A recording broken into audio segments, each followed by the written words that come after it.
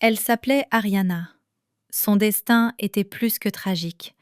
Elle était littéralement ensevelie dans le malheur, ce qui l'a forcée à accepter le fait qu'elle était une princesse abandonnée. Les pieds d'Ariana marchaient sur les tuiles coûteuses de son gigantesque château sombre.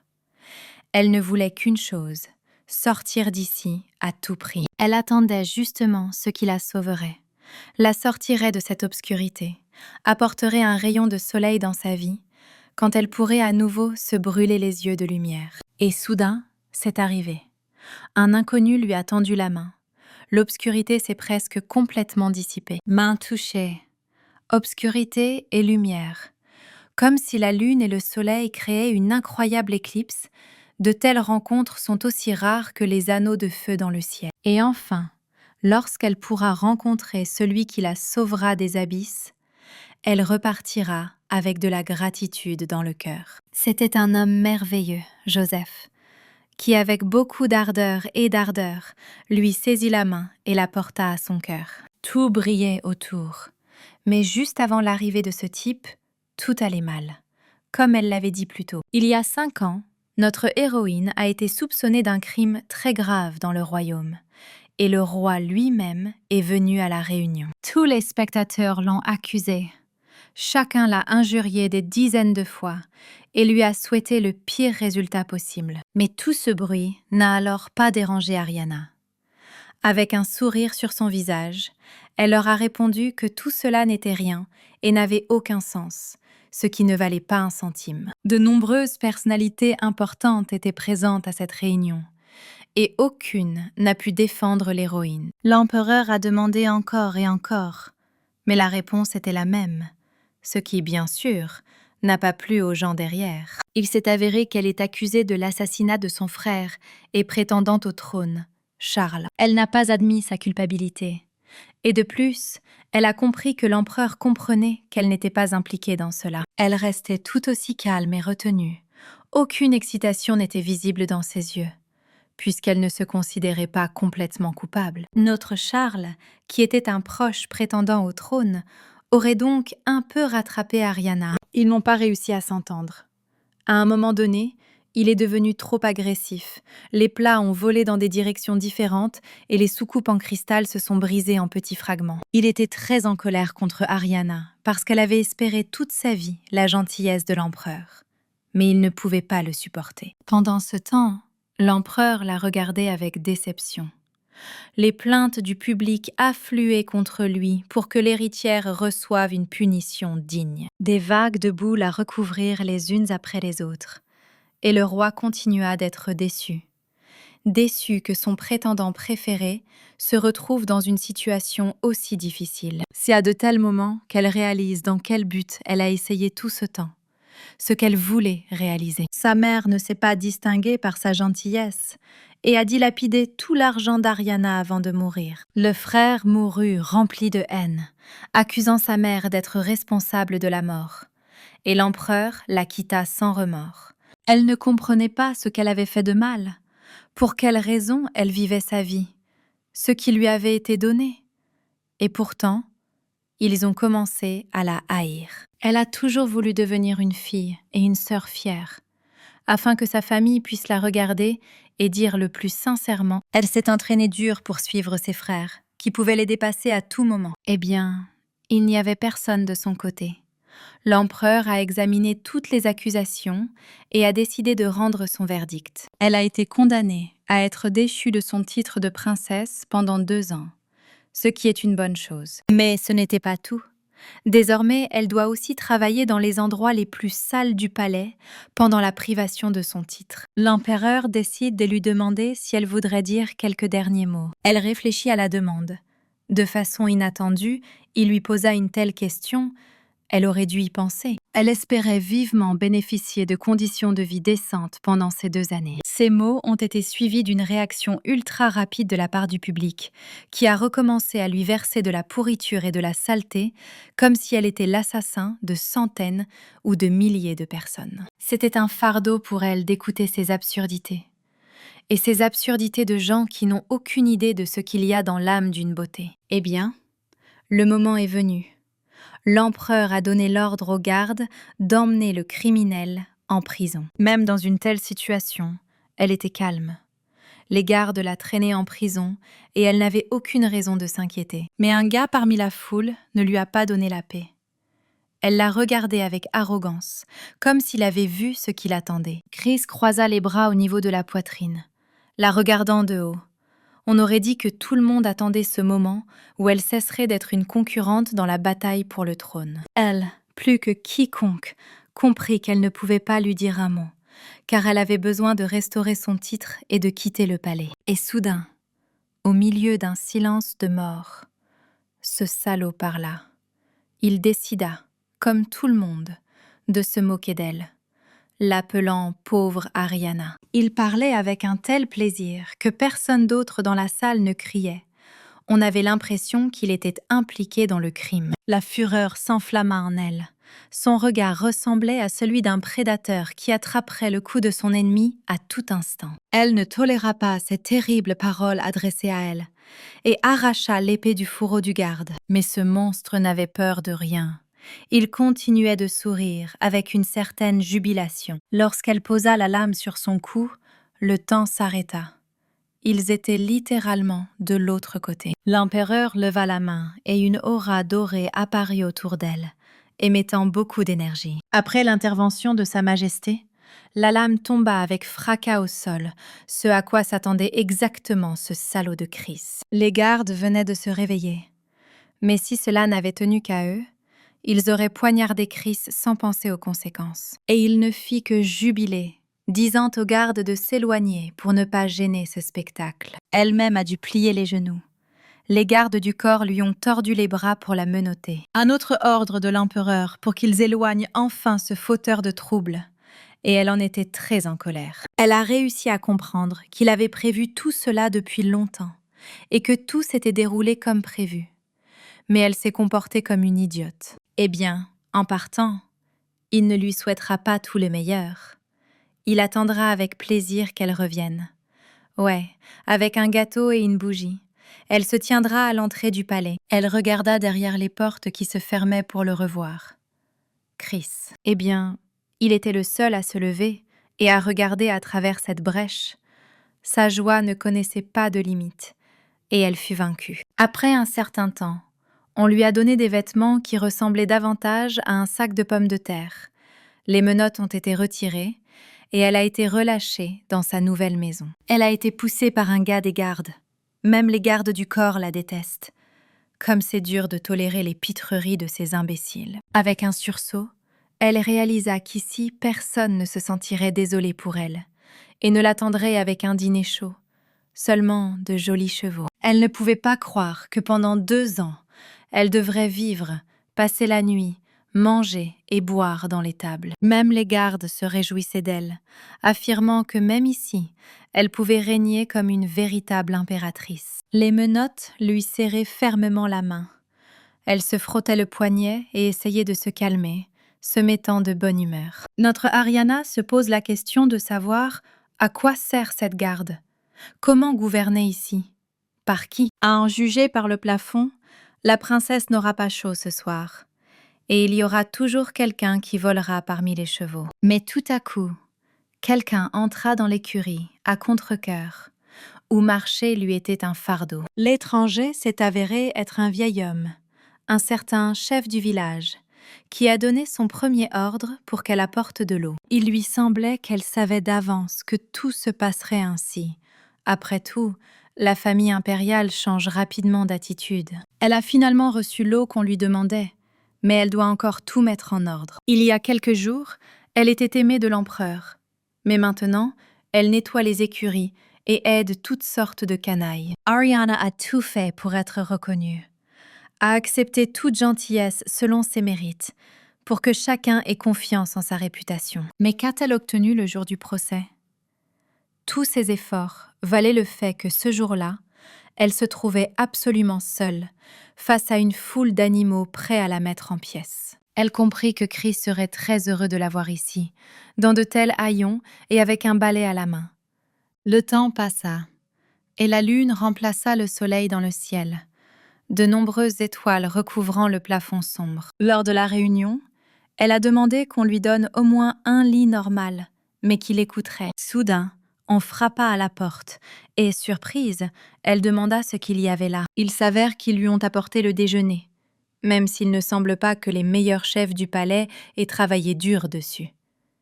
Elle n'était pas contente de telles gourmandises. Tout son visage en parlait. Sinon, c'était un délice indescriptible. En touchant le pain, elle le sentit, regarda et dit que le pain était très dur, comme une pierre, et qu'il y avait en plus de la soupe liquide. Même avec une telle fierté, elle réalisa qu'elle était tombée tout en bas, dont elle ne sortirait pas avant longtemps. Pendant ce temps, le matin arrivait. Les oiseaux gazouillaient sur leurs propres affaires, le soleil déversait des rayons et une brise chaude chatouillait la peau. À une heure si matinale, notre héroïne est déjà debout et prête à travailler. Du jour au lendemain, elle réalise soudain qu'elle ne pourra plus vivre comme avant. Le vieil homme l'a rencontrée et a été surpris qu'elle n'ait pas été là pendant tout ce temps. Pourquoi en était-il ainsi? Il s'est avéré que beaucoup de mauvaises herbes poussaient près du palais, alors qu'elle n'aurait pas dû être là. Et c'est elle qui était autorisée à s'en occuper. Et elle s'est comportée vraiment étrangement. Elle a répondu à cette demande avec un étrange sourire, comme si elle préparait quelque chose. Grand-père était également surpris. Dans sa tête, il ne pouvait même pas imaginer qu'elle sourirait dans un tel endroit. Il ajouta aussi qu'elle était folle, et qu'en plus, elle avait oublié les ciseaux, comme si elle n'avait pas la tête sur les épaules. Mais Ariana prépare définitivement quelque chose. Elle n'enlèvera pas volontairement les mauvaises herbes. Une pensée parfaite, mais très mauvaise, lui vint à l'esprit, alors qu'elle allumait une allumette. La belle a décidé de brûler toutes les mauvaises herbes, pour ne pas s'en soucier trop longtemps. Mais elle pourrait aussi transformer quelqu'un d'autre en cendre. Elle avait hâte que les flammes se propagent au palais, afin qu'ils sachent tous à qui ils s'étaient livrés. Le feu approchait du palais à chaque seconde. Les flammes se précipitaient vers le haut, voulant tout brûler sur son passage. Les villageois ont remarqué cette horreur. Personne ne pouvait même imaginer qui aurait pu avoir une idée aussi terrible. Mais une seconde plus tard, ils se sont rendus compte que seule une princesse impudente aurait pu penser à cela. Puis, ils l'ont attrapée. Après ces ébats, elle devra s'asseoir à genoux et répondre aux questions pour savoir si, sous prétexte de nettoyer les mauvaises herbes, elle a décidé d'incendier le château. Le gardien lui a demandé de tout avouer, qu'il soit coupable de l'incendie criminel ou de quelqu'un d'autre. Ariana a finalement levé la tête et lui a demandé s'il le croirait, si elle disait qu'elle était innocente de quoi que ce soit. L'homme expira lourdement, car il ne pouvait pas dire un mot à sa question sur la réponse à donner. Eh bien, selon le chef de la garde, cela ressemble plutôt à un accident. Il est donc peu probable qu'elle soit tenue responsable de ses actes. Il remarqua qu'elle serait libre pendant un certain temps et qu'il allait désormais témoigner devant la famille impériale, les laisser décider. Un autre jour passa. Le soir, un des gardes vint la surveiller. Elle ne pouvait pas croire que l'empereur avait donné un tel ordre. À ce rythme-là, des personnes handicapées seront envoyées ici. Pendant que cet imbécile se mouche dans son sommeil, elle s'enfuira et fera encore quelque chose. Bientôt, elle perdra complètement son sang-froid. Et si de tels idiots sont amenés pendant 2 mois, elle ne se retiendra pas. Pourtant, elle avait confiance en elle et que tout irait bien, ou plutôt mieux que nécessaire. Le lendemain arriva. Il y eut un pogrom dans le village. Quelqu'un avait relâché les chevaux, et maintenant tous les ouvriers les poursuivaient. Devant la gouge, elle a fait semblant de n'être impliquée dans rien, s'est tordu le doigt dans les oreilles, et les villageois ont demandé de l'aide. Mise en scène après mise en scène, l'une après l'autre, elle a monté des intrigues pour la population locale, et les gardes ne pouvaient rien faire. 6 mois se sont écoulés, et elle a continué à piéger les gens. Ils en avaient déjà très marre. Quelqu'un ne se souciait plus de tout cela. Il a dit que ce n'était pas la première, ni même la 2e fois que cela arrivait. Il fallait juste l'accepter. Des cris se sont répandus dans tout le village, disant que cette gamine aux cheveux gris avait encore tout gâché. Mais elle entendait parfaitement tout, allongée dans le grenier à foin. Par un tel temps, Tout ce que je ferai, c'est profiter de la vie, d'un ciel clair avec un soleil éclatant et des nuages aérés. Mais il n'a pas été facile pour elle d'accepter le rôle d'une perdante qui a tout perdu en un instant. La pauvreté apporte aussi beaucoup de problèmes. Vivre avec un ragoût au petit déjeuner, au déjeuner et au dîner n'est pas un plaisir. Et aussi avec une couverture froide. Manger de la soupe dégoûtante et du pain de pierre, ce n'est pas manger des délices. C'est comme s'ils étaient si mal préparés pour elle. Elle doit absolument trouver quelque chose. Sinon, elle comprend déjà qu'elle ne tiendra même pas quelques mois ici. Soudain, au milieu du silence, elle entendit des voix de femmes qui parlaient de la famille impériale avec un intérêt particulier. Ariana les a reconnues.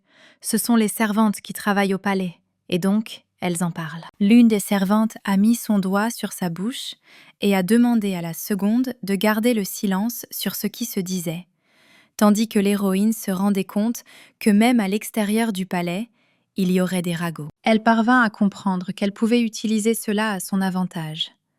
De telles informations ne devaient pas tomber entre les mains de la famille impériale. Elle a finalement dit cela. Les filles avaient très peur, car elles comprenaient que la famille impériale n'épargnerait personne. Mais notre douceur ne va pas les piéger. Elle les invite à leur raconter des choses encore plus intéressantes. Et en plus, au moins ce sera vrai. Ariana se souvenait du prince dont il parlait. Alors, ils tombèrent dans son piège. Le temps passa, et les filles laissèrent déjeuner l'héroïne. En retour, elle parla de toutes les maîtresses des princes, des complots secrets. Pendant le dîner, ils ont littéralement eu le temps de discuter de tous les membres de la famille royale. Un prince avait une maîtresse qui s'est avérée être une servante. Pendant ce temps, Ariana goûtait cet arôme de bonne nourriture, ce ragoût qui ne pourrait jamais se comparer à elle. Mais elle allait faire beaucoup de bruit pour ça. Au moins, elle comprend qu'à cause de ses bêtises, elle pourra ne pas penser à la nourriture pendant un moment. L'une des filles se souvint de la 14e princesse, qui était depuis longtemps en âge de se marier, mais ne parvenait pas à trouver de mari. Une autre servante pensait que la princesse attendrait longtemps, car il restait encore un gros poisson. Les filles n'ont pas tout de suite compris qui était ce gros poisson dont elle parlait. Il s'est avéré qu'il se souvenait du marquis, un homme d'affaires aurifère qui contrôle la plupart des chemins de fer traversant les grandes villes, possède de nombreuses mines d'or, mais parce qu'il est seul, de nombreuses rumeurs circulent à son sujet. Les filles prédatrices suggèrent que cette antilope dorée cache des centaines d'amants derrière son large dos. Les filles rayonnaient lorsqu'elles parlaient de jeunes hommes riches et de princes, mais d'après leur conversation, on peut comprendre qu'elles savent tout sur la famille impériale et leurs proches. Ariana comprend qu'il n'y a rien de mieux pour les femmes de chambre que de bavarder au travail. Et soudain, on lui a demandé si elle savait quelque chose sur le marquis. Après tout, ils s'étaient rencontrés. Ils étaient très intéressés. Et elle y voyait un profit, puisque pour quelques mots sur lui, elle pourrait obtenir une autre miche de pain. Malheureusement, lorsqu'elle devint candidate au trône, le marquis avait déjà quitté le pays et les filles étaient très bouleversées. Mais elles savaient quelque chose sur la fille du baron qui s'était enfuie une nuit. Les filles se rendirent compte que la maîtresse parlait de Lady Rhonda. Enfin, quelque chose d'intéressant pour les filles. Le soir venu, elle vendit presque toutes les informations sur les aristocrates et en fut chaleureuse. De ce fait, elle pourra s'approvisionner en nourriture pour information. En cas de froid, on lui apportera du bois de chauffage. En raison du comportement terrible et parfois même ignoble des aristocrates, elle peut obtenir beaucoup de choses utiles pour elle-même. Elle restait assise près du feu, regardant pensivement comment le bois de chauffage couvait, comme si elle rêvait d'un avenir brillant. Mais elle n'aurait même pas dû être ici. Elle n'aurait pas dû devenir une princesse, dit-elle en redressant le bois de chauffage. Elle est née dans une petite famille à la périphérie du nord de l'Empire et est venue ici grâce à son pouvoir divin. Ce pouvoir ne pouvait être obtenu que par ceux qui ont le sang de Dieu dans les veines, ce qui le rend spécial parmi d'autres. Des personnes dotées d'un tel pouvoir et d'une telle position élevée pouvaient entrer dans la famille impériale. Au départ, la jeune fille a douté de l'offre, car elle s'inquiétait pour sa famille. Mais l'empereur a signé un accord pour que son frère Charles et sa mère l'accompagnent. Personne ne pouvait refuser cela. La mère d'Ariana rayonnait de bonheur. Son sourire brillait plus fort que le soleil, ce qui n'était jamais arrivé dans le Nord. Charles et Ariana étaient encore plus heureux. Toute la famille était ensemble et personne n'avait à se sacrifier. Au moins, elle pensait qu'ils pourraient sauver la famille, qu'ils pourraient toujours être ensemble. Mais le problème est qu'après être entrés dans le château, les proches d'Ariana sont devenus plus en colère et plus agressifs. Sa mère a attaqué les servantes encore et encore. La servante implorait grâce, demandait à madame de se calmer, mais au fond de son âme, elle imaginait les conséquences les plus terribles. La mère était très en colère. Elle a demandé à la servante si elle savait de qui elle était la mère. Oui, elle était la mère d'Ariana. Sa patience finit par s'épuiser. Elle eut envie d'attraper l'insolente servante par le col et de la jeter loin, très loin. Elle a continué. « Je suis la mère d'Ariana, l'Ariana que l'empereur lui-même a reconnue. » La servante a continué à demander grâce. Pendant ce temps, Charles et Ariana regardaient tout cela avec horreur. Ils n'avaient pas de mots.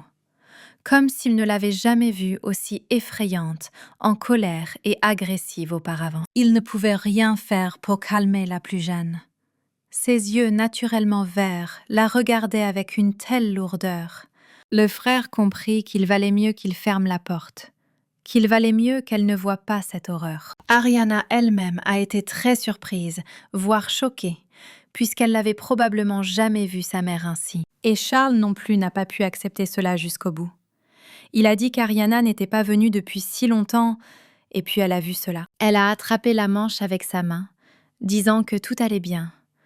Mais toutes ses actions disaient le contraire. Pourtant, elle s'est retournée à nouveau, et a dit qu'elle repartait quelque part. Dans de telles situations, il est clair qu'elle les abandonne simplement, et non qu'il la quitte. Mais le frère ne l'a pas oubliée du tout. Il n'arrive pas à accepter le fait qu'Ariana, sa sœur, se rende constamment chez l'empereur, ce qui entraînera plus tard un gigantesque problème. Le gars la serra fort dans ses bras, lui disant de ne pas en faire trop, même pour leur bien. Elle était contre toute attente très heureuse. Son frère savait probablement comment calmer le plus jeune. Après tout, ils étaient ensemble depuis tant d'années. Ariana elle-même a réagi à tout cela avec colère, voyez-vous.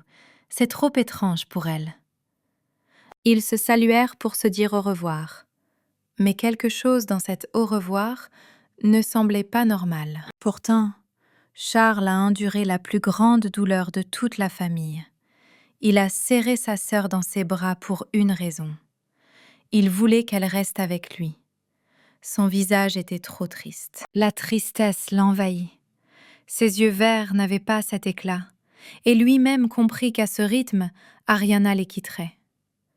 Mère pensait que Charles lui reprochait le fait qu'ils étaient désormais cachés dans le palais. Elle a mis sa main sur sa poitrine et a dit qu'elle était aussi bonne humeur que sa fille Ariana. Mais la mère ne trahit jamais sa chair et son sang. Elle est une mère. Puis elle sourit méchamment, continuant qu'ils avaient juste besoin d'accepter la gentillesse de la fille. Au palais, l'héroïne n'en devenait que plus triste. Rien ne lui faisait plaisir. Elle essayait toujours de plaire à l'empereur. Lorsqu'elle le rencontrait, elle s'inclinait devant lui mieux que quiconque et ne vivait que pour être la préférée de l'empereur. Alors que la fille essayait de gagner le respect de l'empereur, la mère a pris le pouvoir et a commencé à commettre des atrocités. Ariana a tout sacrifié pour cela, et la mère voulait qu'elle obtienne la reconnaissance de l'empereur. Après un certain temps, Charles la quitta, et plus tard, la confiance de l'empereur disparut. Elle est devenue trop gourmande, essayant de devenir la favorite de l'empereur, a tout fait pour cela, a donné la dernière chose qu'elle avait, et elle ne s'en est rendue compte que lorsqu'elle a perdu tous ceux qui lui tenaient la main auparavant, que toute sa vie a été brisée en morceaux, et pour quelle raison? Maintenant, elle est vidée lorsqu'elle entend cette famille impériale qui change son attitude envers les gens comme des gants. 3 ans se sont écoulés après ce moment. Le titre lui a été restitué, mais elle a passé une année supplémentaire sans rien réaliser. Elle n'avait plus aucun intérêt pour la vie. Elle regardait simplement par la fenêtre les belles vues. Personne ne sait ce qui se passe dans sa tête. Peut-être que ce n'est rien, ou peut-être que c'est quelque chose d'utile. De plus, personne ne se souciait de son état. La servante est soudainement venue vers elle et a troublé sa paix. Il s'avère qu'elle a besoin que la maîtresse parte parce qu'elle doit faire le ménage ici. Ariana s'est levée et a dit oui. Elle est ensuite sortie de la pièce en claquant des talons. Alors arriva la deuxième femme de chambre, qui demanda pourquoi son partenaire regardait à un moment donné. La femme de chambre s'est intéressée à la raison pour laquelle cette fille s'assoit toujours près de la fenêtre. La seconde a compris pourquoi la première ne savait rien. Après tout, elle était nouvelle. Dans son dos, ils l'ont qualifiée de honte pour la famille impériale, simplement parce qu'elle avait été faussement accusée du meurtre de son frère. La nouvelle fille avait très peur que la maîtresse les entende, mais la seconde s'en fichait. Et d'ailleurs, personne d'autre, après tout. Ariana a passé 2 ans dans l'écurie et la dernière année, elle n'a rien fait. Même si Ariana a tout entendu, elle ne peut rien répondre, car ils ont absolument raison. Aussi malheureux que cela puisse être, elle fut détrônée en tant que successeur de l'empereur, resta assise dans une étable pendant 2 ans, puis passa 1 an à ne rien faire. Ariana, héritière préférée de l'empereur, est devenue une poubelle inutile et une honte pour la famille. Seulement 2 ans se sont écoulés depuis ce moment, et l'empereur a décidé de ne même lui donner aucun pouvoir, puisqu'elle avait perdu toute son influence. C'est précisément pourquoi, pour un membre incompétent de la famille impériale, le palais devient un enfer, avec les flammes pourries des démons et des monstres locaux. Se battre pour le trône dans une bataille sanglante, où frères et sœurs se complotent, n'a pas sa place ici. Vous ne pouvez donc que fuir d'ici. Même si elle est défectueuse, elle reste membre de la famille impériale, qui ne la lâchera pas jusqu'à sa mort. Dans cet oiseau, elle se voit, assise dans la même cage, et elle-même ne peut pas sortir. Il ne reste plus qu'à regarder par les fenêtres de tout le palais et à endurer les paroles de tout le monde dans le château. Tout le monde autour ne voit en elle qu'une honte pour la famille impériale. Elle a laissé partir l'oiseau. Évidemment, elle n'était pas contente d'être ici, même si elle était nourrie. Mais la liberté s'est avérée bien plus précieuse que tout l'argent et la nourriture. Il ressortait clairement de son doux visage qu'elle serait également très heureuse de battre des ailes, de saisir l'air sous chacune d'elles et de planer au-dessus de ces gens dont chacun est pire que l'autre au fond. Avec une rapidité fulgurante, elle cessa de rêver et trouva ce monologue trop pathétique. Auparavant, elle se comportait comme le personnage principal d'un roman. Mais ce n'est pas du tout comme ça. Elle a besoin d'inventer quelque chose pour la chasser. Soudain, une servante entra et appela l'héroïne, qui ne s'attendait même pas à son arrivée. Mais la femme de chambre est arrivée à l'heure. Elle a prévenu que le goûter allait arriver. Après ces mots, Ariana a commencé à briller. Elle a dit à la servante qu'elle serait bientôt là. Mais d'après la voix tremblante de la servante, il devient clair que l'héroïne n'y va pas souvent. Le goûter touchait à sa fin, et ce fut au tour de l'impératrice de parler aux 20 héritières. Ariana s'est assise loin de tout le monde, et a mangé des bonbons et du thé.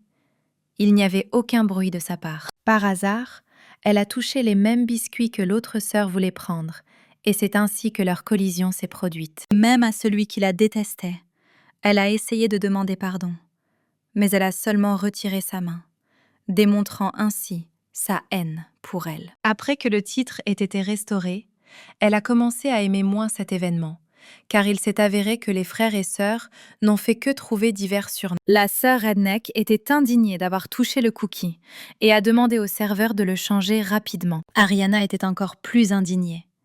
Elle ne voulait pas jeter la nourriture et en a arraché un morceau. Peu lui importait combien de jurons elle entendrait. Peu lui importait qu'elle soit classée 20e sur 20 héritiers, elle mangerait des biscuits. Soudain, un coup sur un verre de cristal retentit dans toute la pièce. L'impératrice a décidé de porter un toast, demandant à chacun de se concentrer sur elle et ses paroles. Tout d'abord, elle voulait remercier tout le monde d'être ici. À ce stade, la fête aurait dû se terminer. Elle les remercia encore une fois pour le fait qu'ils avaient tous passé ce merveilleux moment ensemble. Et alors, elle a décidé de les quitter, quand quelqu'un lui a dit dans le dos qu'elle avait tort. Visiblement, ce quelqu'un était très indigné par quelque chose. Il a critiqué ses propos lorsqu'elle a déclaré que tout le monde était présent à la fête du thé. Il s'appelait Léo, le 3e prince héritier de la lignée, qui remarqua qu'il n'y avait pas assez de monde du tout. Léo n'arrêtait pas de lui répéter qu'elle avait dû remarquer littéralement la moitié des sièges vides depuis le début de l'événement. Une atmosphère sombre régnait dans la salle.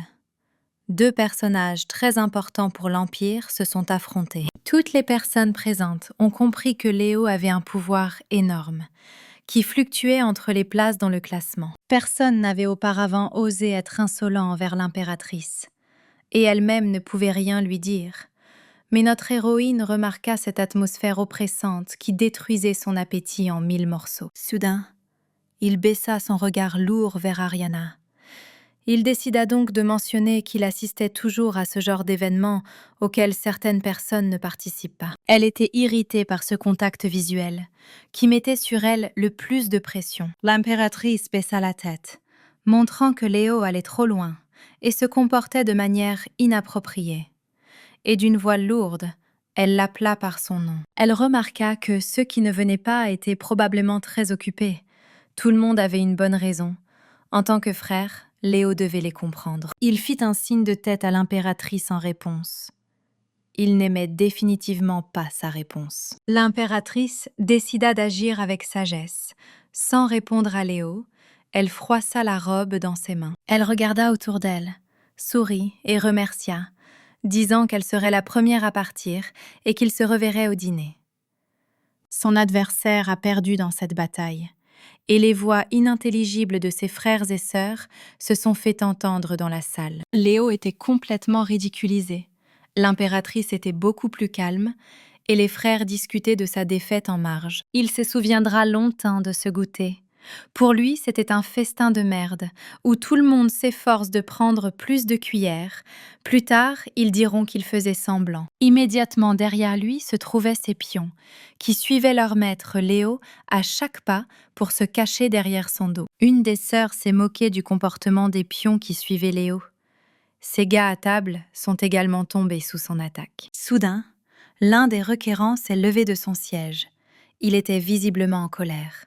Très en colère. Mais soudain, il décida de se battre avec Ariana. Sinon, il rejetterait toute la faute sur elle, car elle seule était responsable du conflit entre Léo et l'impératrice. Il frappa Ariana sur la table avec un rugissement. Mais elle n'avait pas du tout peur de sa pression, comme si c'était lui qui regardait la mort dans les yeux. Il y eut du tonnerre entre eux, un incroyable choc de prétendants inférieurs. Elle était à bout. Pour elle, tout dépassait les frontières. Le regard impudent de Léo, ce salaud qui avait décidé de lui rejeter toute la faute. Mais Ariana n'était qu'une fille intelligente. Après l'avoir analysé, elle a décidé qu'il ne servait à rien de lui parler. Alors elle n'a tout simplement pas prêté attention à lui. Mais cela ne faisait que l'irriter davantage. L'intensité augmentait, et avec une impudence, surtout comme celle-ci, elle perdit le contrôle. Le prince était très en colère contre lui. Cette ignorée lui fut fatale. Mais sa patience n'a pas duré éternellement. Il a jeté sa tasse par terre, ce qui a été la goutte d'eau qui a fait déborder le vase. Maintenant, elle ne va pas se taire. Maintenant, c'est lui qui l'écoutera, qui supportera son humiliation. Elle le jettera à terre et il n'en sortira plus jamais. Alors ça a commencé. Ariana n'allait pas venir ici pour écouter ces absurdités. Elle est restée silencieuse pendant tout le goûter. Et qu'a-t-elle fait maintenant? Dans ce cas, il a décidé de lui imputer tous les problèmes. Elle devait donc être coupable, car un certain lion n'était pas d'humeur. Pendant ce temps, les sœurs et les frères riaient et discutaient de leur conflit, comme c'était leur habitude. Et le frère continuait à l'accuser de les haïr. Mais soudain, l'assistante d'une sœur est arrivée et a décidé de calmer son frère. Il s'agit de notre Nella, qui a également ri dans leur dos, mais a ensuite décidé de prendre la défense d'Ariana, pensant qu'elle n'avait rien fait. Mais ici, elle était même arrogante, qualifiant sa vie d'horreur, comme si seule son existence irritait le prince Léo. L'héroïne en avait assez d'écouter les bêtises de son frère. Il parlait de son insignifiance, du fardeau qu'elle apportait à la famille impériale. Encore une fois, elle décida de garder le silence et de pardonner à cet imbécile, puisqu'il ne ferait que parler. Mais pendant qu'il discutait de ses propres affaires, il n'a même pas remarqué comment Ariana était partie, Alors sa sœur, Nella, l'a remplacé. Dès qu'il remarqua cette impudence, il devint visiblement encore plus en colère. On dirait que personne ne l'aurait arrêté. Mais son frère a osé la toucher et lui attraper l'épaule, ce qui n'a fait que la rendre furieuse. La belle avait assez souffert, et quelque chose lui vint à l'esprit. Ce n'est pas sans raison qu'elle décida de s'emparer de la théière. Parfois il parlait trop. Elle en supportait tout autant de rire de sa part. Mais sa patience s'arrêtait là. Le gars ne s'attendait à aucune réaction de sa part. Elle l'a littéralement étalé sur le mur. Il y a eu une tempête d'émotions lors du goûter.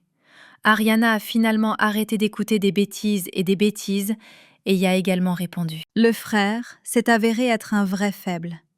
Une fille ordinaire l'a jeté à terre et Nella a immédiatement sauté vers lui. Mais l'héroïne n'allait pas s'arrêter là. Elle les piétine, comme eux. Elle leur dit que par rapport à elle, aux yeux de Léo, ils sont tous au même niveau et qu'ils doivent déjà pousser leurs efforts. Mais demande problème sur les autres frères et sœurs de la tradition. Elle est trop douée pour les traiter d'insectes, parce qu'ils essaient d'être cool en se parlant mal les uns des autres. Le prince montra les dents de colère. Elle continua de les humilier magnifiquement devant tout le monde, mais ils n'osèrent pas ouvrir la bouche. Ariana a compris. Elle a dit tout ce qu'elle avait à dire. Ça ne servait à rien d'en dire trop. Elle les a remerciés et leur a dit au revoir. Même ainsi, ils n'arrivaient pas à se calmer.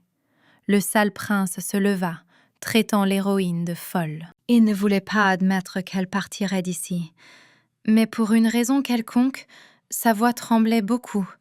Pourquoi avait-il si peur? La belle s'est rendue compte que l'eau bouillante ne lui suffisait pas, qu'une chaise dorée lui conviendrait, et que quelques marques bleues sur son visage seraient encore meilleures. Après tout, les cicatrices rendent un homme beau. Sa voix s'est soudainement figée.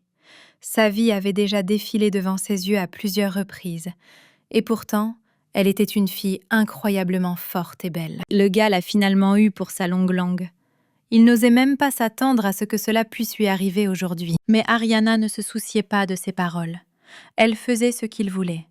Elle ne partait pas sans cadeau. Ensuite, elle s'est précipitée vers la chambre pour ne plus revenir à cet endroit. Il s'est avéré que dans le château de l'impératrice se trouvent des chambres royales dans lesquelles les prétendants au trône s'installent et vont dîner. Oui, il y a de vraies demeures ici, et seulement pour une seule personne. Même Ariana elle-même a remarqué qu'il vaut la peine d'apparaître ici plus souvent. Ce sera une excellente occasion pour elle de dormir longtemps dans un bon lit. J'ai juste décidé d'essayer le lit. Pendant tout le goûter, elle était très fatiguée, réalisant qu'elle devait encore aller dîner le soir. Encore et encore, elle devra écouter toutes les machinations de ses frères et sœurs. Mais il n'y aura plus que des membres de la famille impériale. L'idée d'être chassée du palais ne la quittait pas. Elle voulait faire quelque chose dans un endroit bondé, et le dîner serait la meilleure solution pour elle. Horreur officielle.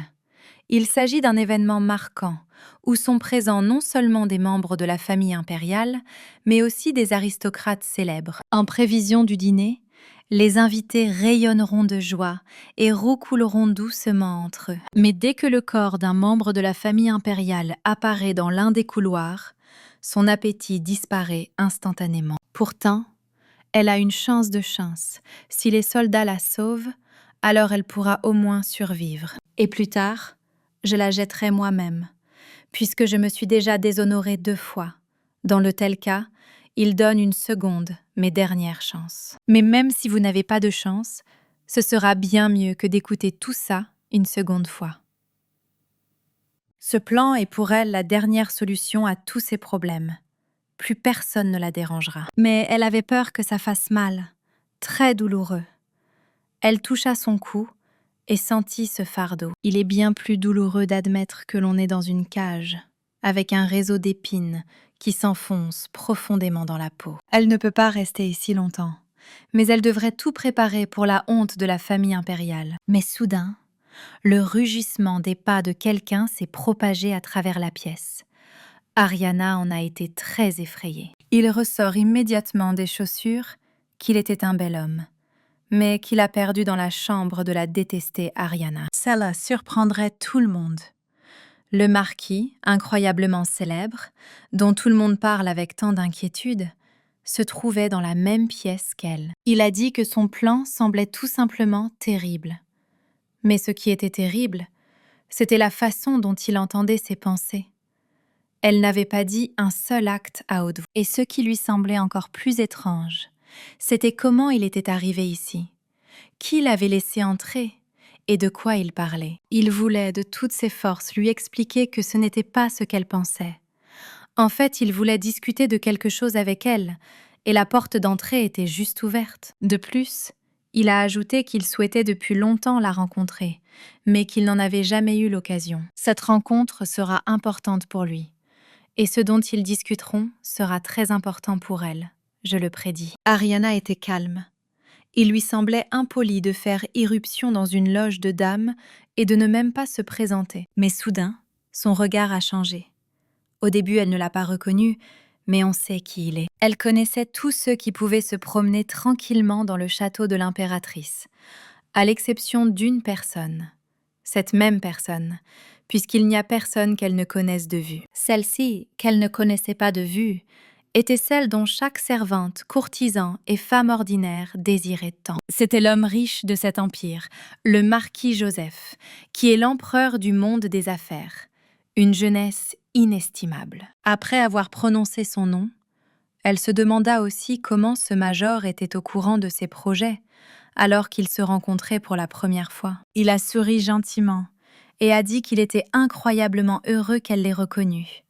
Et plus important encore, qu'elle l'ait reconnu. Il a porté sa main vers la sienne. Ce premier contact aurait dû avoir lieu il y a longtemps. Mais maintenant, il semble bien plus impressionnant. Le marquis plia le genou et lui baisa le poignet. Il ne la salua que formellement. Après le baiser, il a dit que, malheureusement, le plan de son Altesse échouerait lamentablement et qu'il n'en résulterait rien. Elle était encore plus étonnée, car ce type sait tout de son plan secret, que personne d'autre ne peut connaître. L'héroïne a demandé avec indignation d'où il venait et comment il savait tout d'elle, qui il était. Il se leva de ses genoux, sans cesser de lui tenir la main, mais elle continua de demander sur le même sujet. Que savait-il? Le marquis lui demanda de s'asseoir, car son histoire pouvait être très longue. Il s'est avéré que le plan pourrait la mettre sur le trône, mais ce ne serait pas du tout ce qu'elle voulait. Comment obtenir le trône? Elle ne comprenait pas du tout de quoi parlait le marquis. Comment elle pouvait prendre le trône et le regretter? Voilà comment cela se passera selon le marquis. Après la tentative de suicide, la corde se brisera. La chute lui créera 2 grandes cicatrices sur le visage. Au dîner, tout le monde se moquera encore plus d'elle.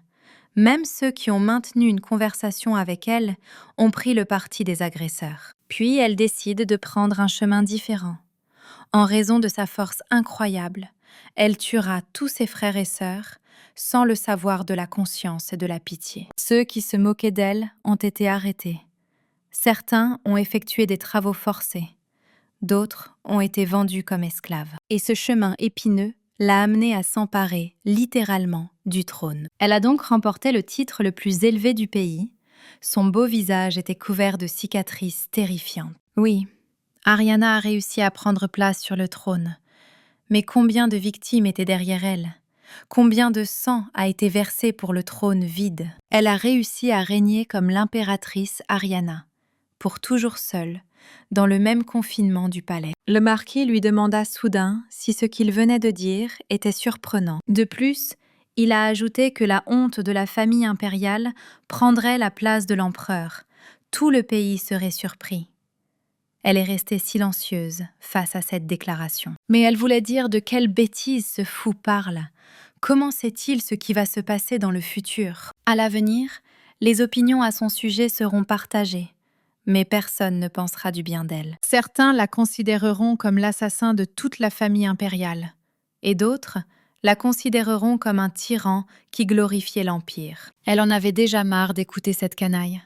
Elle commençait déjà à penser qu'il avait de gros ennuis avec sa tête. Malgré cela, elle a réussi à acquérir un prestige national et a reçu beaucoup de choses. Mais finalement, elle fut privée de sa tête, parce qu'elle était dominée par la tyrannie et le désir de tuer. Ce fut une fin très triste pour elle, et n'avait aucune valeur comparée à son potentiel. Apparemment, elle était à la limite d'écouter cela.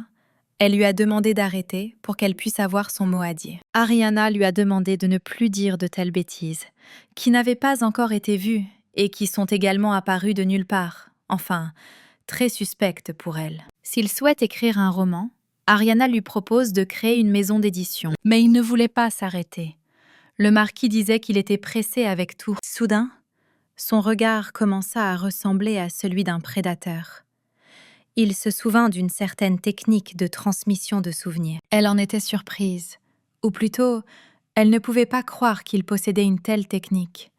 Ce n'était probablement pas facile. Le bel homme a réussi à remarquer la perspicacité de l'héroïne, qu'elle a très bien montrée. Grâce à peu de contacts, il est capable de transmettre les souvenirs nécessaires à une personne, pour ainsi dire, conductrice d'informations. Il s'est approché, en tapotant le sol avec ses chaussures.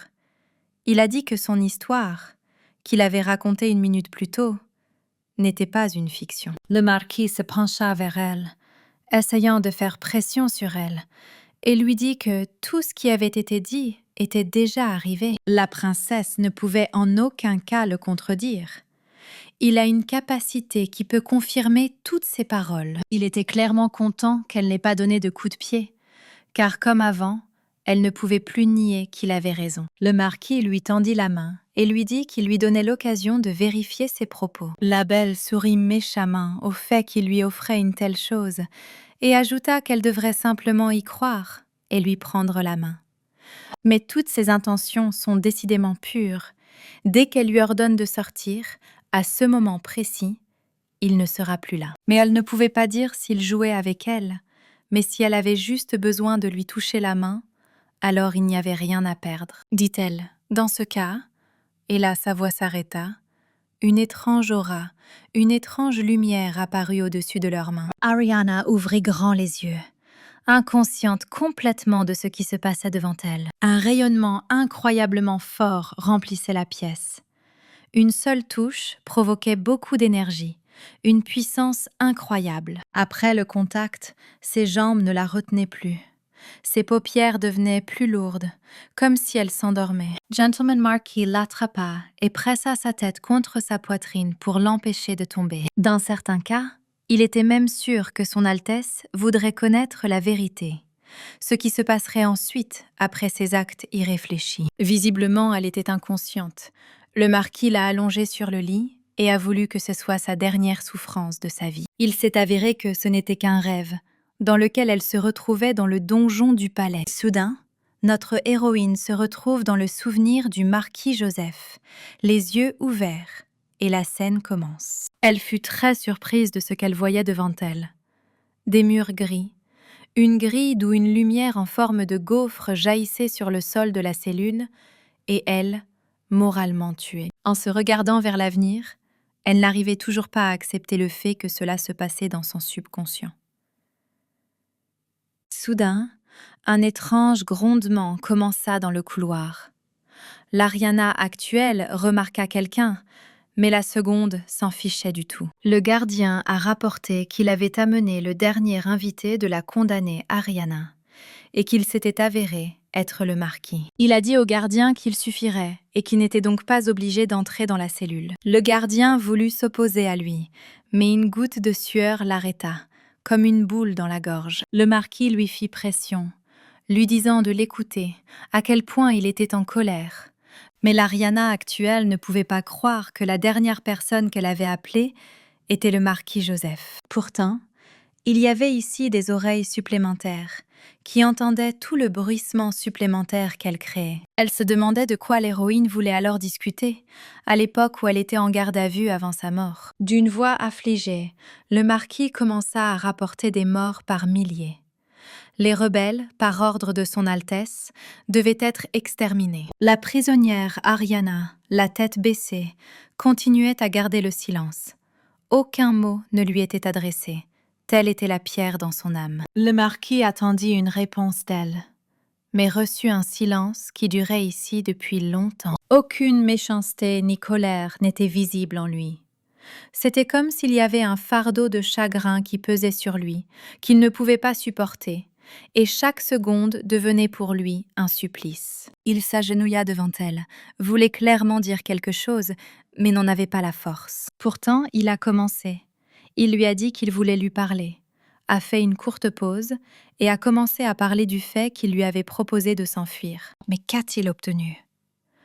Elle resta silencieuse pendant un moment, la bouche ouverte, mais lui présenta quand même ses excuses. Ariana regarda sa copie et celle du marquis, qui discutaient d'un sujet très important. Il s'est avéré qu'il l'avait prévenue à l'avance de quelqu'un, afin qu'elle se méfie de lui. Mais elle n'a fait qu'ignorer ses conseils et suggestions, ce qui a conduit à une situation similaire. L'héroïne à la cicatrice répétait d'une voix douce qu'il se sentait coupable. Elle en était vraiment désolée. Mais il a été cruel avec elle aujourd'hui. Le marquis a dit qu'il n'allait pas écouter ses excuses ici. Mais en fait, il avait très peur du gardien qui écoute tout. S'il n'était pas là, il l'aurait soutenu de toutes ses forces. Ce garde les gêne beaucoup. S'ils étaient seuls, il déverserait toute son âme, les protégerait de tout. Le marquis tira lourdement vers elle sa main. Elle tremblait comme une branche d'arbre au vent, mais il ne pouvait pas la toucher. Il voulait que le jour vienne où il pourrait lui faire une telle promesse. Le rêve terminé, elle se réveilla les yeux grands ouverts, la sueur de peur coulant de son visage.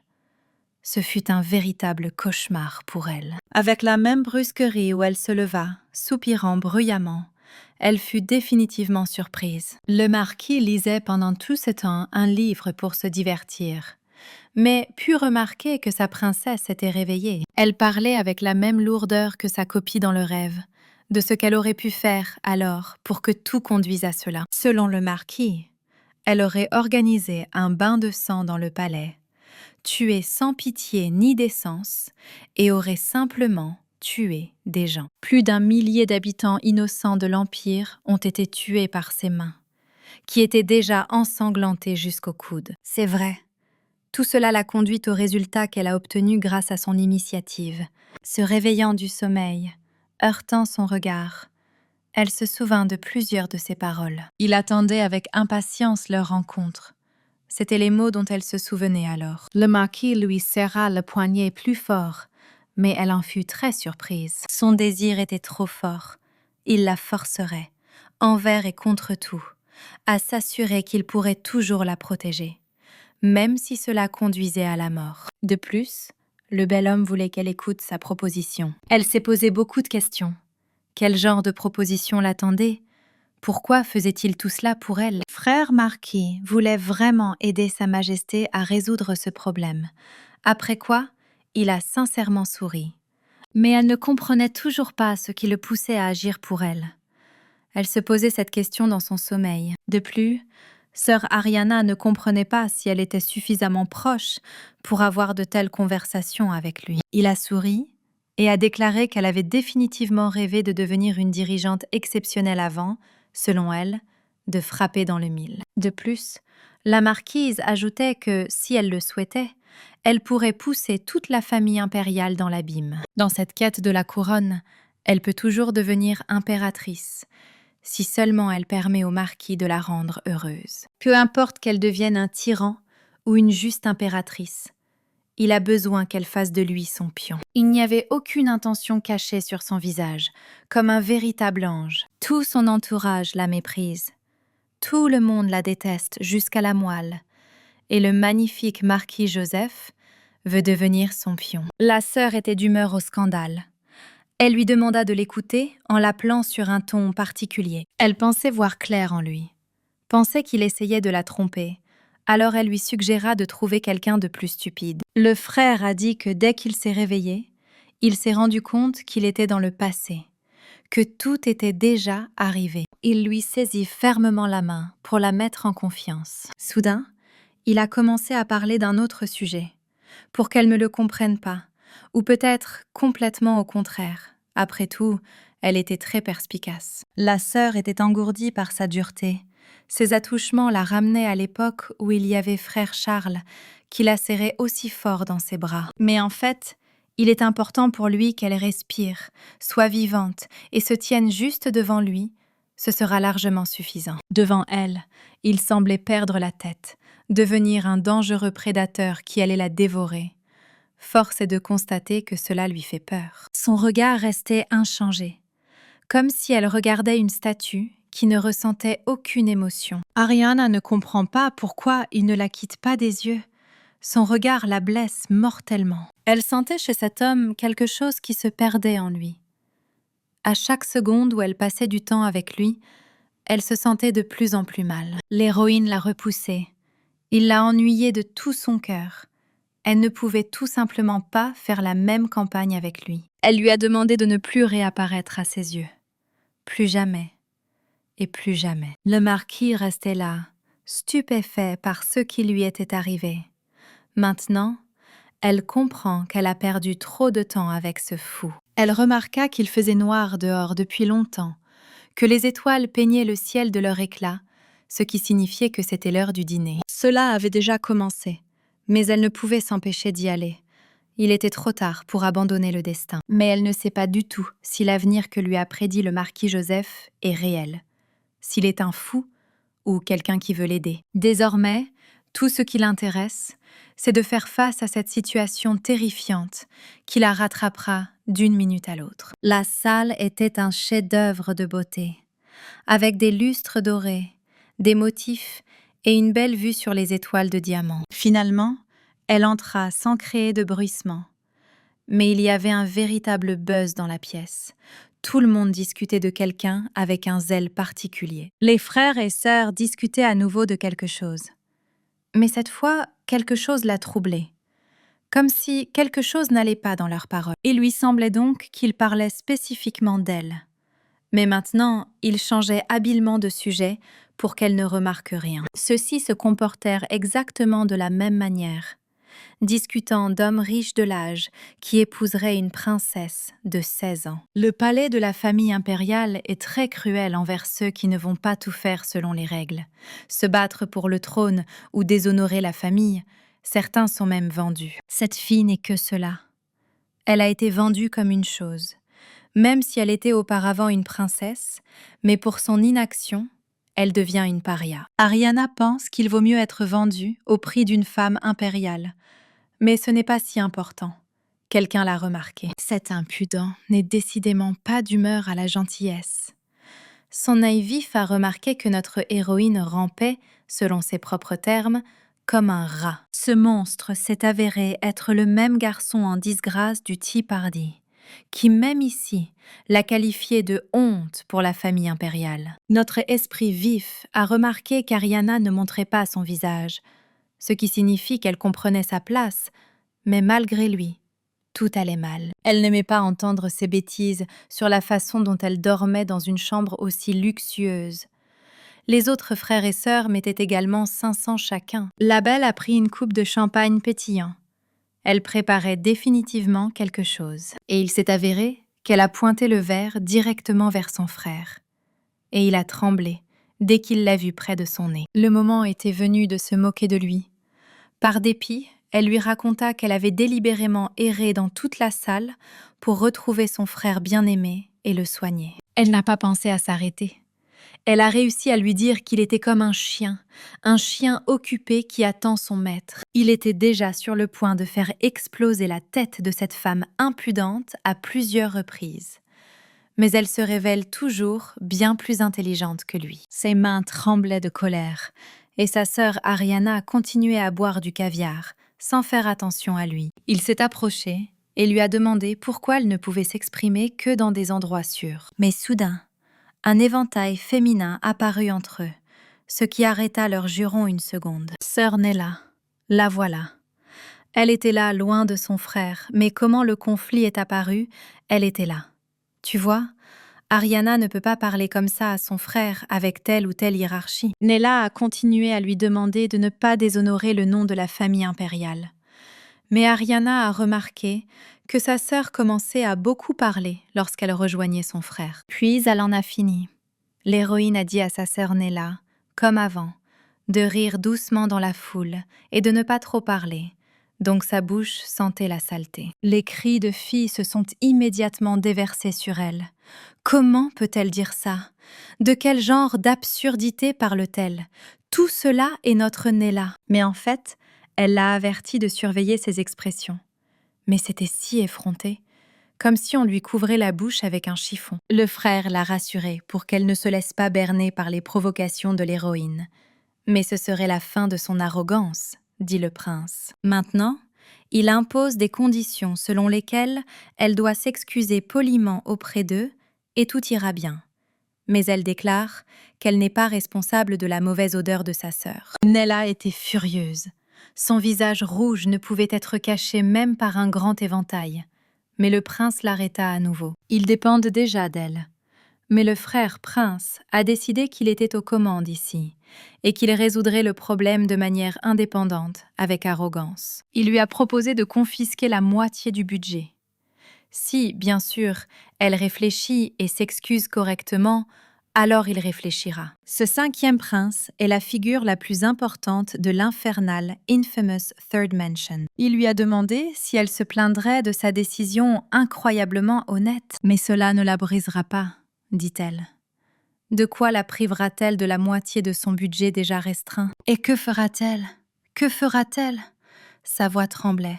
Il avait peur d'elle en posant ces questions. Elle leva sa coupe de champagne et dit qu'il valait mieux montrer ce qu'elle en ferait. Ariana est trop déterminée à ne pas refaire la même chose une seconde fois et lui verse le verre directement dans le corps. Nella commença à s'inquiéter beaucoup pour son frère, qui gémissait de douleur.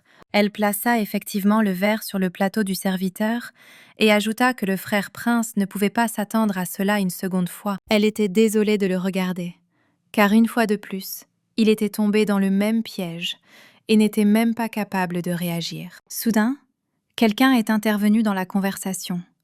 Quelqu'un avec une voix très familière et des chaussures similaires. Ariana semblait comprendre qui était cet inconnu qui la félicitait pour des scandales aussi compétents. Elle se tourna vers lui et aperçut un homme insolent à qui on dit en face de s'en aller. Mais il refusa. Le frère a mis sa main sur sa poitrine, disant que ces scandales ne valaient pas la peine qu'elle le laisse tranquille. Un bruit étrange a commencé dans la salle. Les voix de nombreuses personnes se sont entrelacées dans un désordre incompréhensible. Et ces deux-là étaient à nouveau à la vue de tout le monde. Elle a répété qu'elle l'avait prévenu de ne pas l'approcher. Que faisait-il ici encore? Le marquis s'est frotté le menton avec la main et a déclaré qu'il n'avait pas entendu sa réponse appropriée au fait qu'elle l'avait chassé. Il n'avait pas entendu la raison pour laquelle il avait refusé de devenir son chevalier. Pendant ce temps, une foule de spectateurs discutait des héros. Ils ne pouvaient pas croire que le marquis Joseph lui-même avait proposé de devenir chevalier pour elle. Et d'autres ont continué en disant que le gars voulait l'utiliser et qu'il était plutôt médiocre. Le frère et la sœur. Nella pensait que le marquis lui avait proposé de devenir son chevalier, ce qu'Ariana lui avait refusé. Il restait debout, la tête haute, tandis que les voix derrière lui ne s'arrêtaient pas. L'héroïne était dans une position précaire. Elle ne voulait certainement pas écouter tout cela, mais c'était comme s'il continuait volontairement à se comporter ainsi. Plus tard, elle s'est détournée de tout le monde et a dit qu'il n'y avait aucune raison à cela, qu'elle avait juste besoin de s'éloigner d'elle. Le marquis n'a pas compris son comportement et a décidé d'aller la voir. Mais le principal agresseur d'Ariana l'a arrêté pour lui présenter ses excuses pour son comportement. Il continua de dire avec un visage complètement satisfait que son attitude n'était pas acceptable pour le marquis lui-même. À ce stade, Sid a commencé à dire des choses inutiles, que la famille impériale était préoccupée par son comportement et il a lui-même décidé de lui montrer sa place. Mais à ce stade, le marquis l'a interrompu. Une telle attaque était inattendue pour lui. Le prince lui-même perdit la confiance avec laquelle il était venu ici. Le marquis fit remarquer que la famille impériale elle-même essayait d'enseigner ce qu'elle ne savait pas et lui demanda de se retirer. À ce moment précis, Ariana regarde seule la vue depuis le balcon. Il ressort clairement d'elle qu'elle est très bouleversée par de tels événements. Quelqu'un s'approchait également du balcon. Le bruit des chaussures était suffisamment fort pour ne pas être entendu. Ariana dit d'une voix calme, pour que sa conscience s'éveille enfin et qu'il arrête de la tourmenter. Il a répondu qu'il n'était que l'idole de Sa Majesté Ariana, qu'il admirait depuis longtemps, mais elle ne pouvait pas le comprendre. Elle n'allait pas se battre pour le trône, mais il continue de la hanter. Le marquis essaya de lui répondre quelque chose. Il pensait qu'elle ne le croyait pas. Il savait que Sid réduirait son budget. C'était exactement le problème, pensa-t-elle. Par-dessus tout, des rumeurs circuleront autour d'elle, selon lesquelles elle aurait osé refuser le marquis. Tout le monde en parlera. Et maintenant elles se répandent. Il a attrapé son Altesse par la main. Il ne voulait en aucun cas la laisser partir. Le marquis a vu l'avenir. Il devrait donc mieux savoir quoi faire et comment le faire. C'est précisément pourquoi il veut l'aider. Le frère ne comprenait pas combien de temps il lui faudrait pour démontrer les pouvoirs d'un diseur de bonne aventure, ni s'il n'était pas lui-même apte à jouer le rôle d'un chevalier. Si elle se soucie autant de ce que disent tous ces insectes, alors c'est le cas de lui. Et elle l'a interrompu. Elle voulait vraiment savoir si le futur était vrai. Alors, dans le futur, chérie, ils seraient si proches. À ce moment, leurs mains rompirent contact. Il se mit à bégayer lourdement. Visiblement, ce sujet était difficile pour lui. Mais ici, le marquis était sûr que si tout s'était passé comme le disait Madame Ariana, il aurait certainement montré un avenir différent. La belle voulait dire quelque chose, mais ne pouvait pas. Le silence régnait sur le balcon solitaire. Elle l'a analysé. Eh bien, il ne pouvait pas afficher un visage aussi sincère pour lui mentir. Pourtant, on ne peut pas le croire si facilement. Puisque la capacité de voir l'avenir ressemble à un fantasme, comment est-ce possible? Soudain, des cris se firent entendre annonçant que la dame impératrice était arrivée pour le dîner, et tout le monde la salua avec triomphe. L'impératrice a salué tout le monde et était heureuse de rencontrer tous ceux qui venaient à un événement aussi important. Ariana a été surprise d'être arrivée à la fin. Après tout, ce n'est pas sans raison que tout le monde est resté assis ici jusqu'au dégel. De l'extérieur, ils avaient l'air stupides. Même l'impératrice Anna les remarqua et leur demanda de quitter la terrasse. Anna, en plus de son amour pour son fils biologique Chris, soutenait tous les membres de la famille impériale. Par conséquent, elle parle toujours même avec Ariana, qui a été abandonnée par tout le monde. Mais Sa Majesté voulait toujours savoir si elle les avait interférés. L'héroïne s'est inclinée devant elle et lui a dit que tout allait bien, qu'il venait de finir. Anna a décidé de plaisanter avec elle. Apparemment, le marquis ne le pensait pas du tout, et il a aussi ri. Elle s'est soudainement intéressée à ce qui a poussé le marquis lui-même à venir ici. Il lui a dit tout ce qu'il attendait d'Ariana, qu'il voulait devenir chevalier. Mais il n'a pas dit le nom de son élu. Il a ajouté qu'il avait été rejeté presque instantanément et que la belle avait activement prétendu qu'elle n'était pas dans le métier. Anna rit à cela, mais ajouta qu'il appartenait à une famille célèbre. Elle commença à deviner que cet enfant était très courageux pour refuser une personne aussi importante. Le marquis continuait de lui sourire. Mais Ariana ne comprenait pas ce que cet imbécile faisait. Mais elle n'allait pas s'immiscer dans les affaires d'un homme et d'une femme, parce qu'elle considérait que c'était mal. Eh bien, c'est une femme très intelligente. Elle leur dit alors au revoir, et souhaita bonne chance à Joseph Marquis, auprès de celui qui l'avait rejeté. À ce moment-là, alors que personne ne les entendait, il ajouta que même l'impératrice elle-même le disait. En la poursuivant, il tenta de lui arracher un accord pour qu'elle le choisisse, et lui seul. Le marquis voulait de toutes ses forces qu'elle siège sur le trône, et qu'elle soit toujours heureuse, pour que sa vie soit toujours remplie de couleurs. Mais elle lui répétait sans cesse qu'elle ne monterait pas sur le trône. Cette place n'était plus son objectif. La 6e princesse, Madonna, était l'une des rares à communiquer avec Ariana. Mais elle ne pouvait croire qu'elle avait refusé le marquis. Elle a dit que si elle était à sa place, elle serait certainement d'accord, car de telles propositions peuvent arriver une fois dans la vie. Ariana ne voulait pas discuter en vain avec elle, et lui a demandé de se mettre au travail, car Madonna était là pour une raison. Elle remarqua à quel point sa sœur Ariana était devenue froide, et le dit avec un profond soupir. La 6e princesse espérait qu'Ariana savait pourquoi elle était ici, car il s'est avéré qu'elle apportait ces lettres de Chris, qui l'avait amenée à cet étage. Chris était le demi-frère de Madonna. Ce n'est pas pour rien qu'ils occupent des places aussi élevées dans le classement. Dès que sœur Madonna lui a donné la lettre, elle l'a déchirée en lambeaux. Cela ne lui a rien apporté de bon. Il est clair qu'elle ne les a jamais lues. La 6e princesse s'étonna de n'avoir jamais lu ces lettres, mais elle répondit que cela n'affecterait pas la réputation de son frère. Mais c'est vrai, Ariana était très sarcastique. Madonna pouvait se comprendre. C'est comme ça qu'elle gagne sa vie. Le moment est venu de se dire au revoir. La princesse a dit qu'elle suivrait son propre chemin et qu'ils se reverraient. Ariana remarqua le cadeau qu'elle lui avait laissé. Il contenait des biscuits qu'elle laissait toujours en hommage à sa compassion. Elle est soudainement devenue très intéressée par ce qu'elle ferait à l'avenir avec Chris et Madonna, si elle les avait tués. À son avis, elle avait probablement tué Chris, mais elle n'était pas si sûre du second. Oui, elle le tuerait définitivement, sans aucune hésitation. Il ne peut y avoir d'autre issue que la mort de ce salaud. Quelque temps a passé. Notre maîtresse Ariana a décidé de sortir dans la nature pour faire une pause dans toutes ces dorures et grandeurs. Elle s'assit très pensivement, comme si elle discutait de quelque chose de très important dans sa tête.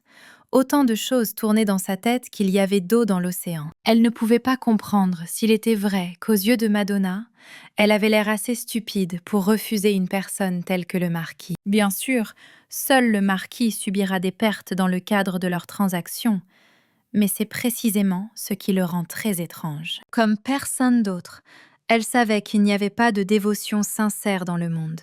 Tout le monde mentait. Au début, il disait une chose, mais en personne, c'était complètement différent. Mais à ce moment-là, elle ressentit quelque chose d'étrange. À ce moment-là où il parlait avec une expression si sincère sur le visage, qui lui montrait un avenir différent. S'il dit la vérité, alors elle devrait réfléchir à la manière dont elle pourrait devenir impératrice, à ce qui la motivait tant. Quelqu'un a de nouveau interpellé notre héroïne avec une voix familière. Mais elle a été très surprise. C'est le marquis. Il se demandait pourquoi sa princesse était assise avec un visage si pensif. Mais elle laissa entendre que c'était de sa faute s'il pensait constamment à quelque chose. Il est juste content qu'elle pense à lui si souvent. Il en rayonne, littéralement, et l'héroïne n'est pas satisfaite de son comportement. Elle a demandé ce qui attirait notre marquis ici.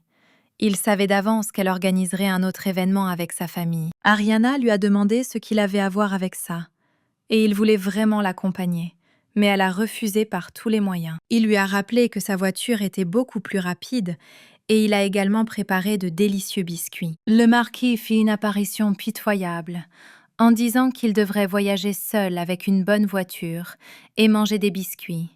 Puis elle sauta de son siège. Au bout d'un moment, elle commença à briller et accepta immédiatement une portion de délicieux biscuits. Le marquis Joseph lui proposa de l'accompagner. Lui, comme un gentleman, lui tendit la main pour l'aider. Et elle dit qu'elle partait parce qu'elle risquait d'être en retard. Mais le marquis comprit tout. La calèche a rapidement parcouru les ruelles ensoleillées. Les rues étaient assez animées et bruyantes. Ce n'est pas pour rien que c'est la capitale. Pendant ce temps, dans la calèche, elle a réalisé au cours des 10 dernières années qu'aucune fierté ne satisfera sa faim. Elle a mangé avec joie les biscuits sucrés du marquis, et il a ajouté qu'il était très heureux que cette friandise lui plaise. Mais il était contrarié que sa proposition ne lui plaise pas autant que ce biscuit, et il ajouta que, devenue chevalier, elle deviendrait facilement impératrice. Elle s'est moquée de lui, car il a beaucoup de confiance dans ses paroles. Mais sa réponse est toujours évidente, dit-elle. Le frère a dit avec déception que l'interlocuteur, bien sûr, le refuserait. Mais elle l'a confirmé. Il recommença à lui rappeler la confiance qu'il pensait qu'elle n'avait pas. Mais ce n'était pas du tout le cas. Auparavant, elle voulait toujours réaliser beaucoup de choses, et il y avait des raisons d'envier les autres. Mais une seule chose a changé toute sa vie. Cependant, tout a disparu en un instant. Il n'y avait plus d'être cher qui pouvait se serrer contre la poitrine dans les moments difficiles. Tout lui a échappé des mains. Les frères et sœurs de la famille impériale se sont détournés d'elle instantanément. L'empereur n'a pas besoin de ceux qui ne peuvent pas être utilisés. Elle n'a qu'une envie, s'éloigner d'ici et ne jamais revenir. Mais quand il a dit que c'était vraiment absurde, elle s'est figée sur place. Car il n'y a rien de plus stupide que de s'échapper de l'Empire. Le marquis lui demanda si une personne ayant appartenu à la famille impériale pouvait mener une vie normale. Connaissant sa famille, elle devait savoir qu'après s'être évadée, elle serait de nouveau arrêtée pour trahison. Dans sa tête, elle disait qu'il disait trop de choses inutiles, et parfois même ennuyeuses. La voiture s'arrêta. Le marquis supposa qu'ils étaient probablement arrivés, pour qu'ils puissent descendre. Elle avait l'air déprimée. Elle n'était pas de bonne humeur, et il ne souhaitait que le meilleur. De plus, il a ajouté que la fugue n'est pas une solution au problème, et qu'elle peut tout percevoir comme un avertissement. Elle entra dans le hall de la salle, où jouait une musique entraînante qui faisait vibrer la foule. Ici, à son avis, il régnait une atmosphère chaotique, comme si tout passait du bon au mauvais. Ce qui était étrange, c'est qu'il y avait de la vaisselle sale sur les tables qui servaient au dessert. Et là, il s'avère que notre Cid attendait avec impatience l'arrivée de la princesse endormie, qui était encore en retard. Leur apparence est si évidente pour l'héroïne qu'elle est déjà fatiguée. Et le prince dit seulement que personne ne l'attendait et que tout le monde a mangé. Nala, comme toujours, marmonnait dans son éventail. Mais maintenant, on pouvait comprendre qu'elle essayait, bien sûr, de se moquer d'elle. Mais Ariana était beaucoup plus intelligente et n'y prêta pas attention, mais demanda plutôt à s'asseoir à la table d'une dame, ce qui provoqua la colère de notre Nella. Elle, tenant un éventail, pensait qu'il était trop vulgaire de se promener avec quelqu'un qui n'était pas considéré comme un chevalier ou un mari, faisait-elle allusion au marquis. Nella a continué à dire quelque chose, mais ce n'était plus si important. Ariana était plongée dans l'incroyable arôme du thé. Mais soudain, la coupe commença à briller. Rien n'était clair. Quelque chose s'y était mélangé. Ariana remarqua également cette étrange lueur. Dès qu'elle la vit, elle sembla ressentir ce pouvoir. Quelqu'un a dit à Nala de l'ignorer et de boire du thé apaisant. Mais soudain, il y eut un claquement de doigts. Ariana préparait quelque chose de très mauvais en utilisant son pouvoir. Incroyablement, soudain, la tasse de Nella s'est déchirée en morceaux. Elle s'est figée sur place avec une grimace terrifiante, comme si une arme à feu avait été pointée sur elle. Tout le monde a immédiatement commencé à s'agiter pour cette raison. Nella n'était intéressée que par la nouvelle robe qu'elle avait achetée, et Ariana s'est rendue compte qu'elle avait reçu la moindre partie de son pouvoir. Cid a immédiatement couru vers elle et a claqué ses mains sur la table, car il a compris que ses forces pouvaient revenir. Il était très en colère contre elle, car il l'avait prévenue auparavant de faire attention.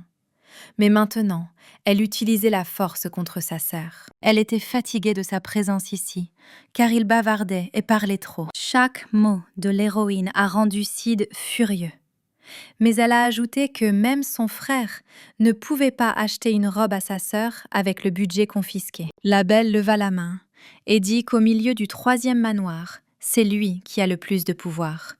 Mais il lui impute tous les problèmes. Il a déclaré qu'il savait que ses capacités revenaient un peu, mais tout à coup, quelqu'un l'a appelé. C'est le marquis qui a plaisanté avec Cid en disant que le thé vert ne fonctionnait pas et n'aidait pas le prince. Cid a demandé à l'étranger de ne pas s'immiscer dans les affaires familiales et lui a proposé de garder un œil sur le restaurant. Le marquis estimait qu'il pouvait lui dire la même chose. Après tout, c'est son restaurant et il a le droit de s'immiscer dans la conversation. Et par-dessus tout, il doit payer un loyer s'il veut continuer à discuter. Et il décida de s'excuser auprès de la princesse blessée, puisque c'était de sa faute s'il gardait ici des tasses fragiles. Le marquis est responsable du fait qu'ils ont subi des dommages à cause de sa vaisselle. Rien que pour cela, il a sorti une certaine bouteille. C'était une bouteille avec des larmes de dragon, qui ne laisserait aucune trace sur la peau de la belle. Et il n'y aurait aucune cicatrice. Tout brillait autour de Nella. Elle était très gênée car le marquis était trop charmant. Elle rougissait toujours et ne parvenait pas à reprendre ses esprits à cause de son regard clair. Mais le marquis lui-même voulait seulement l'aider. Cid était sur le point de s'en prendre à Joseph Marquis pour avoir agi comme un chevalier alors qu'il ne l'était pas encore. De colère, Il n'a pas osé payer pour la confrontation et a décidé de s'enfuir du restaurant en appelant Nella, qui n'avait même pas encore repris ses esprits. Joseph a invité son Altesse Ariana à l'accompagner. Puisqu'elle devait partir, elle a accepté l'offre. Alors qu'il marchait vers la sortie, la jeune fille les couvrit de son regard. Et il était clair qu'elle voulait dire quelque chose, mais qu'elle ne pouvait pas. Mais il s'est avéré qu'elle était en train de dîner et qu'elle a ensuite pu découvrir au marquis ce que cela pouvait signifier. Ariana et le marquis roulaient en calèche dans les rues bruyantes. Au début, notre héroïne a fait l'éloge du frère du major. Tout le monde discutait de quelque chose. En général, tout avait l'air ensoleillé et coloré. Il lui a demandé de le contacter si quelque chose arrivait soudainement. Il résoudrait tous les problèmes à sa place. Elle est restée silencieuse. Mais même ainsi, elle n'allait pas revenir sur sa décision, ce qui contrariait un peu le futur chevalier. Elle dit que, même si elle accepte de faire de lui un chevalier, alors elle est une risée ordinaire. Et lui-même devrait savoir ce que les risées font avec leurs amis. Mais il n'a pas nié. Il a mis la main sur son cœur, affirmant qu'il ne regretterait jamais sa décision. Bon sang, comme il n'a toujours pas abandonné. Peu importe combien je l'ai prévenu. Que dois-je faire d'autre ? Dit Ariana en entrant dans la pièce. Mais tout à coup, quelqu'un l'a appelée devant elle. Mais qui pourrait se présenter à l'héroïne à un tel moment ? Waouh, c'est la fille du dîner et du restaurant Marquise. Elle s'appelait Alana, la 16e princesse. Mais de quoi a-t-elle besoin ici ? Quand elle a vu l'héroïne, elle était très inquiète, se frottant les mains. Elle a dit qu'elle voulait parler de quelque chose. Elle était très intéressée de savoir si Notre-Dame avait pris la marquise pour chevalier. Ariana ne pouvait même pas imaginer comment cette fille pouvait penser à cela. Mais en se souvenant, elle réalisa que c'était facile à deviner. Après les paroles de sa sœur, Alana a commencé à briller. Il s'est avéré qu'il y avait un malentendu de sa part, ce qui l'a rendue plus heureuse. Cela signifie que sœur Ariana n'a rien à voir avec le marquis, a confirmé la belle, et qu'il n'avait rien du tout. Elle savait au départ que le marquis ne serait jamais digne d'une si belle sœur, mais elle a pu reprendre courage grâce à Ariana. Ariana n'était pas ravie de tous ces mots. Elle essayait d'arrêter Alana, mais elle avait presque disparu de joie et lui souhaitait un agréable repos. Après la conversation, il était trop difficile de savoir si cette fille était vraiment venue poser des questions à ce sujet. Mais cela n'avait pas d'importance, a déclaré Ariana. Elle voulait se reposer, car demain, elle devait rendre visite à Charles, son défunt frère. Le jour venu, en tenue noire, notre héroïne se dirigea à contre-cœur vers la pierre tombale de son frère pour lui rendre hommage. Pendant qu'elle ne visitait pas les tombes, tout était emporté par la pluie, elle ne pouvait pas croire que cela n'était pas organisé d'une manière ou d'une autre. Ce n'était pas qu'elle éprouvait de la pitié pour lui. C'était juste que quelque chose la dérangeait. Elle voulait garder un œil sur la pierre tombale. Elle n'était jamais allée sur la tombe de sa mère et il était peu probable qu'elle le fasse. En réalité, elle ne peut tout simplement plus être aussi sentimentale. C'est trop difficile pour elle. Soudain, une voix se fit entendre derrière elle, qui appelait clairement Ariana, mais qui lui faisait tant peur. Incroyablement, Chris lui-même est venu rendre visite à quelqu'un. Son ennemi juré a attiré l'attention de notre héroïne. Elle était irritée par son apparence, parce qu'elle ne pouvait pas supporter son visage impudent qui venait ici, a déclaré Ariana. Chris était juste content de la voir. L'héroïne lui demandait constamment pourquoi exactement il était venu ici. Pourquoi personne d'autre que vous ? Il répondait qu'il avait simplement décidé d'honorer la mémoire. Elle était en colère contre lui, parce qu'il avait osé venir ici, alors qu'il l'avait lui-même tué. Ariana continuait de penser qu'il n'était jamais venu ici. Pourquoi voulait-il venir ? Pour ne pas dire que la sœur était en colère contre lui. Elle voulait lui priver la tête pour avoir osé se moquer non seulement d'elle et des morts. Soudain, il l'arrêta et lui demanda pourquoi elle n'avait pas lu une seule lettre de lui. Elle ne s'est pas tournée vers lui avec de bonnes intentions. Elle n'a même pas pensé à lire les lettres de celui qui a tué son frère, celui qui lui a littéralement pris tout ce qu'elle avait. La princesse Ariana était sérieusement en colère, car elle en avait assez de voir cet hypocrite qui met des masques devant les morts. Chris se releva et rit un peu de ses paroles. parce qu'il voulait lui faire comprendre, ou plutôt, selon lui, il n'avait rien compris. Il a dit qu'il n'était pas coupable de la mort de Charles. À ce moment-là, tout a gelé. Le vent s'est calmé. L'herbe ne se balançait pas au vent. Celle qu'elle accusait a dit qu'il n'était impliqué dans rien de mal. Elle a finalement arrêté de lui crier dessus. Mais cette rencontre lui a donné la base pour d'autres questions sur de quoi parlait ce scélérat. Il sortit un morceau de papier de sa poche. Pourrait-il ressembler aux lettres qu'il lui avait envoyées précédemment? Il s'est avéré qu'il essayait toujours de lui faire parvenir ces lettres par l'intermédiaire de Madonna. Mais Ariana les déchirait dès qu'elle les recevait. Ce qu'il a dit l'a choqué. Son cœur s'est arrêté de battre pendant 1 seconde. La lettre dans sa main et les autres lettres qui étaient déchirées, elles étaient toutes de Charles, adressées à Ariana. Il ne lui fallut qu'1 seconde pour arracher la lettre des mains de Chris, ce qui se produisit avec un grand fracas. Ses mains tremblaient sous la pression de son âme. Elle ne comprenait pas pourquoi cet homme impudent faisait cela. Dans quel but?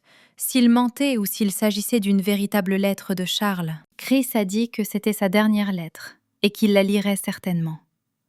Cette fois, il lui a sérieusement demandé de prendre également au sérieux la lecture de la lettre, afin qu'elle puisse comprendre tous les mots de son frère. Elle tenait entre ses mains, avec appréhension, la lettre adressée à sa petite sœur Ariana, la petite sœur de Charles. Il a écrit à quel point il lui était reconnaissant pour ses efforts, pour le fait qu'il pouvait vivre dans le palais impérial, pour le fait qu'elle faisait tout avec diligence pour eux.